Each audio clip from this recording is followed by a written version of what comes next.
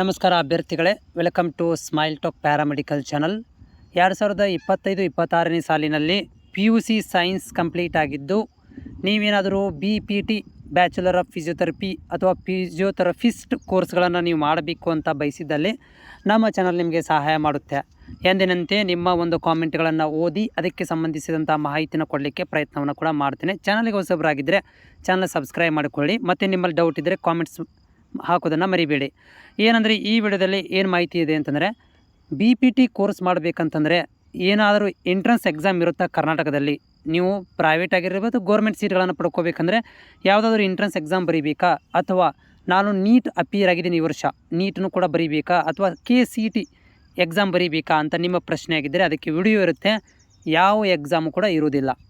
BPTಗೆ 2025ನೇ ಸಾಲಿನಲ್ಲಿ BPTಗೆ ಯಾವುದೇ ಥರದಂಥ NEET exam, CET exam, KCET exam ಅಥವಾ ಎನಿ ಎಂಟ್ರೆನ್ಸ್ ಎಕ್ಸಾಮ್ಗಳು ಇರುವುದಿಲ್ಲ.